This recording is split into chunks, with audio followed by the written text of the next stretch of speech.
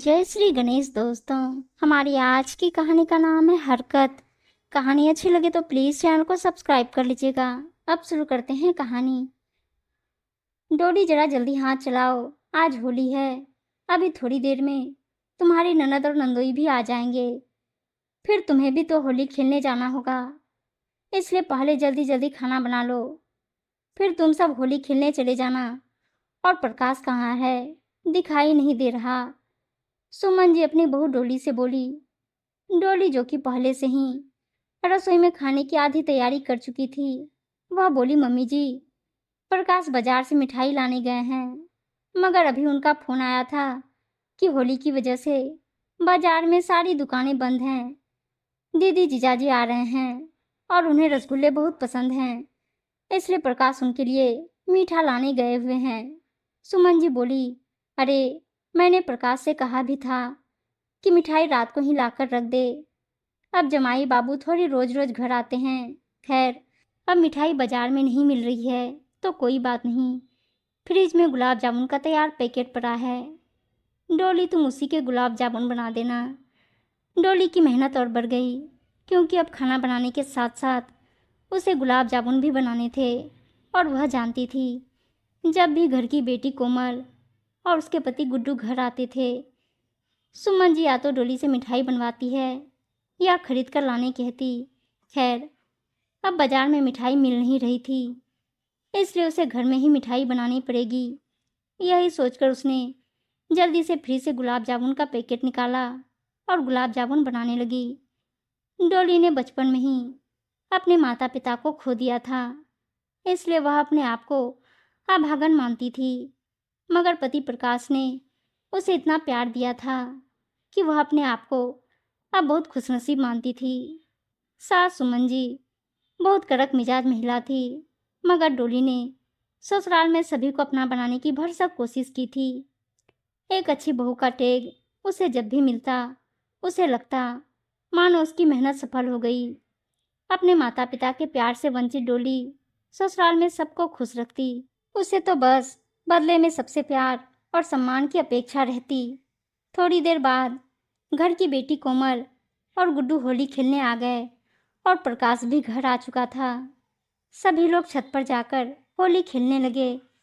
प्रकाश डोली को भी होली खेलने के लिए लेने आया तो देखा कि डोली का तो अब तक रसोई में काम ही खत्म नहीं हुआ है।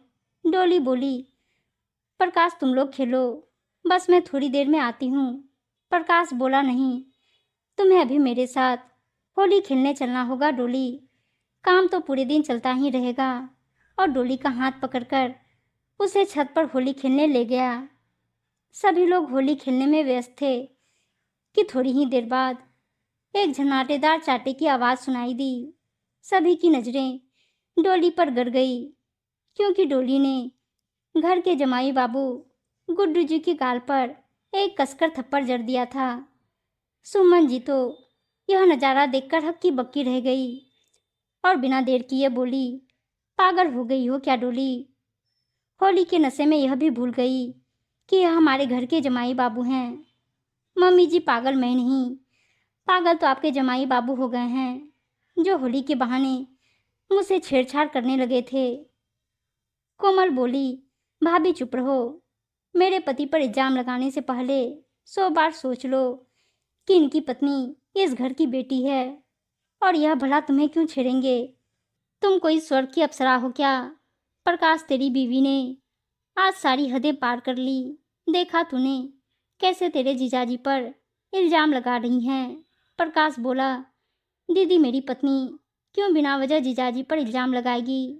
जीजाजी को ऐसी हरकत करने से पहले बिल्कुल भी शर्म नहीं आई। छी। गुड्डू बोला, मेरा यकीन करो, डोली झूठ बोल रही है, मैंने ऐसा कुछ नहीं किया है। सुमन जी बोली, कलमुही, तूने आखिर अपनी औकात दिखा ही दी। सच कहते हैं लोग, बहू पराए घर से आती है और हमेशा पराई ही रहती है। डोली बोली, तो जमाई कौन सा आपके घर का होता है मम्मी जी? वह भी तो पराए घर का ही होता है। बस फर्क इतना है कि आपको अपनी बेटी और जमाई की बातों पर विश्वास है, मगर बेटे और बहू की बातों पर नहीं। प्रकाश बोला, बहुत हो गया तमाशा, दीदी और जीजाजी बेहतर होगा आप लोग यहाँ से चले जाएं। सुमन जी बोली, रुको, यह लोग यहाँ से नहीं जाएंगे। पहले डोली से कहो कि वह गुड्डू जी से माफ़ी मांगे और आइंदा से कभी ऐसी हरकत दोबारा ना करें। प्रकाश बोला, मम्मी, डोली की क्या गलती है जो वह माफ़ी मांगेगी? गलती तो गुड्डू जीजाजी की है, उन्होंने ऐसी नीच हरकत की है। सुमन जी बोली, इस कल की आई हुई लड़की के लिए प्रकाश तो अपने जीजाजी के खिलाफ कुछ भी कैसे बोल सकता है? यह लड़की सरासर झूठ बोल रही है। प्रकाश बोला, मम्मी, मेरी और डोली की शादी को 3 साल हो चुके हैं और आप इसे कल की आई लड़की कैसे बोल सकती हो? क्या इन 3 सालों में आपको एक बार भी ऐसा लगा कि डोली इतना बड़ा झूठ बोल सकती है? डोली अभी के अभी हमारे घर के जमाई बाबू से माफ़ी मांगो। सुमन जी कठोर आवाज़ में बोली।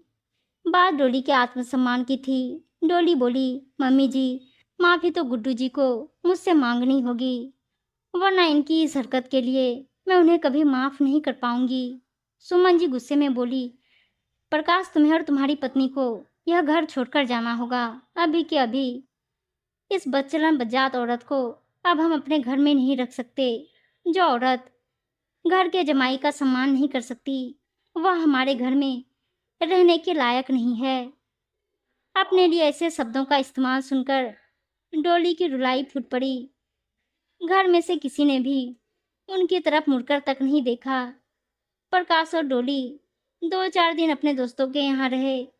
फिर प्रकाश ने दूसरे शहर में एक किराए का मकान ले लिया और वे लोग दूसरे शहर जाकर बस गए। दोनों का शुरुआती सफ़र बहुत मुश्किलों भरा रहा। प्रकाश ने नई नौकरी की तलाश की और बहुत कम पैसों में डोली को अपना घर चलाना पड़ा। शुरुआती 2 साल बहुत कठिन रहे। फिर धीरे धीरे उनकी गाड़ी पटरी पर आ गई और प्रकाश की सैलरी बढ़ गई। लगभग 5 साल हो चुके थे उस बात को, मगर अब भी डोली के ससुराल वाले डोली से बात नहीं करते थे। वे लोग प्रकाश के टच में थे। प्रकाश से कभी कभार वे लोग फ़ोन पर बात कर लेते थे। प्रकाश को आज सुमन जी का फ़ोन आया और वह बोली, तेरे छोटे भाई रूपक की सगाई हो गई है। अगले महीने की 15 तारीख को उसकी शादी है, तो तू शादी में आ जाना। अब तक सुमन जी डोली से बात नहीं करती थी और डोली भी अपने आत्मसम्मान की वजह से रिश्तों में झुकना नहीं चाहती थी। इसलिए प्रकाश अकेले ही अपने भाई की शादी में पहुंचा। आज डोली फिर से एक बार अपने आप को अकेला महसूस कर रही थी, क्योंकि पूरा परिवार होते हुए भी उसका कोई नहीं था। प्रकाश को अकेला देख शादी में उपस्थित सभी रिश्तेदार डोली के बारे में पूछने लगे। रिश्तेदारों में बच्चों की परीक्षा का बहाना बना दिया गया ताकि लोग बार बार डोली के बारे में ना पूछें। खूब धूमधाम से रूपक का विवाह संपन्न हुआ और सेजल घर की दुल्हन बनकर आ गई। सेजल भी अब धीरे धीरे परिवार में घुल मिल गई, मगर वह जब भी डोली भाभी के बारे में बात करने की कोशिश करती, उसे कोई घर में जवाब नहीं मिलता। कोमल, सुमन जी सब यही कहते कि डोली बहुत तेज स्वभाव की लड़की थी, इसलिए उसकी घर में किसी से नहीं बनती थी। और अब वे लोग प्रकाश की दूसरे शहर में नौकरी के चलते वहीं दूसरे शहर में बस गए हैं, इसलिए यहाँ कम ही आते हैं। धीरे धीरे सेजल घर में रच बस गई और उसकी शादी को भी 2 साल होने आए थे। बस उसे हमेशा इस बात का मलाल रहता कि काश वह अपनी जेठानी से मिल पाती, बातें कर पाती, मगर उसने तो अब तक डोली को देखा भी नहीं था। और रूपक ने भी पहले ही सेजल को बोल दिया था, अगर घर में सुख शांति चाहती हो तो इस घर में डोली भाभी का कभी नाम भी मत लेना। फिर से आज घर में खूब चहल पहल थी। सभी लोग छत पर होली खेल रहे थे। सेजल भी सभी के साथ खुशी खुशी होली खेल रही थी। थोड़ी देर बाद सेजल रसोई में आ गई और सासू माँ का काम में हाथ बटाने लगी। सुमन जी बोली, सेजल, तू इतनी जल्दी होली खेल कर क्यों आ गई?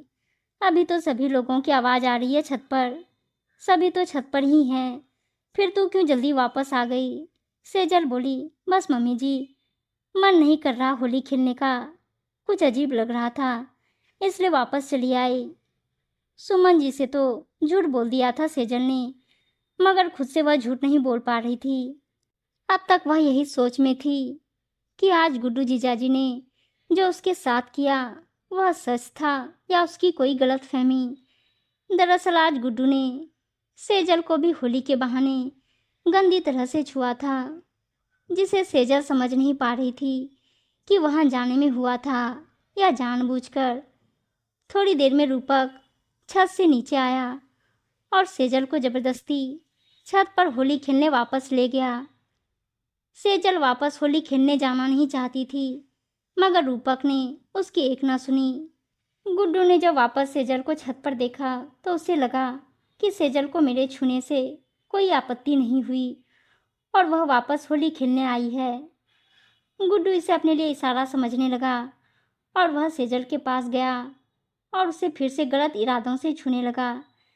इस बार सेजल गुड्डू के गलत इरादों को भांप गई और सेजल गुड्डू से डरकर भागी और रूपक से गले लगकर रोने लगी। रूपक ने बोला, क्या हुआ सेजल, तुम रो क्यों रही हो? सेजल बोली, रूपक गुड्डू जीजाजी मुझे गलत तरीके से छुए जा रहे हैं, उनके इरादे गंदे हैं। अचानक रूपक को 5 साल पहले की घटना याद आ गई, जब डोली भाभी ने भी तो गुड्डू जीजाजी पर यही इल्ज़ाम लगाया था और घर वालों ने प्रकाश भैया और डोली भाभी को ही गलत करार दे दिया था। सेजल ने तो कभी डोली भाभी को देखा तक नहीं, डोली भाभी से बात करना तो दूर की बात थी। रूपक ने तुरंत सारे घर वालों को जमा करके सारा मामला बताया। कोमल बोली, जरूर डोली भाभी नहीं, तेरी बीवी के कान भरे होंगे रूपक, तभी तो यह भी आज उन्हीं की बोली बोल रही है। दोनों जेठानी देवरानी ने मिलकर अच्छा प्लान बनाया है मेरे पति को फंसाने का। पीछे से गुड्डू बोला, हाँ तुम बिल्कुल सही कह रही हो कोमल, डोली तो यहाँ से चली गई मगर मेरे पीछे इसको लगा गई। सेजल यह सब सुनकर हक्की बक्की रहे और बोली, जीजाजी कुछ तो शर्म करो, आपने मेरे साथ जब पहले यह हरकत की तो मुझे लगा शायद मेरी ही गलतफहमी होगी, मगर दूसरी बार मुझे समझ में आ गया कि आप कितने गिरे हुए इंसान हो। और डोली भाभी, उनके बारे में तो मुझे घर में कुछ और ही बताया गया है, उनसे बात करना तो दूर, मैंने तो आज तक उनकी शक्ल तक नहीं देखी। सुमन जी अब सब समझ चुकी थी। वे बोली, कोमल अपने गंवार पति को लेकर अभी के अभी मेरे घर से निकल। तू हर बार तेरे पति की ढाल बनकर खड़ी हो जाती है और मैं मूर्ख तुम लोगों की बात में आ गई।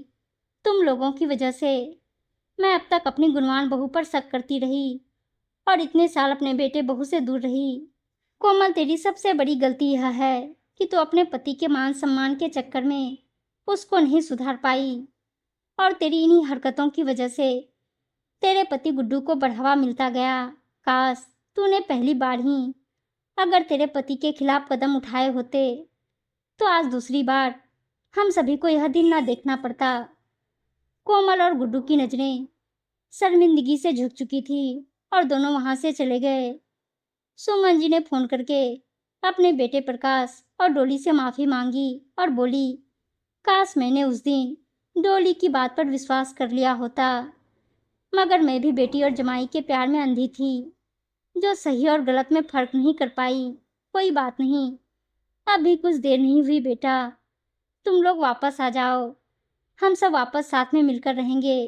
प्रकाश की वहाँ बहुत अच्छी जॉब हो चुकी थी जिसे वह छोड़ नहीं सकता था। प्रकाश बोला, मम्मी हमें इसी बात की खुशी है कि आपको सच्चाई का पता चला, वरना जिंदगी भर शरीर पर यह बोझ रह जाता कि हमें गलत इल्जाम में घर से निकाला गया। हम लोग अब वहाँ आते जाते रहेंगे, आप फिक्र ना करें। डोली बोली, हाँ मम्मी जी, आपको सच पता चल गया, हमारे लिए यही काफ़ी है। आज डोली को फिर से अपना परिवार वापस मिल गया था।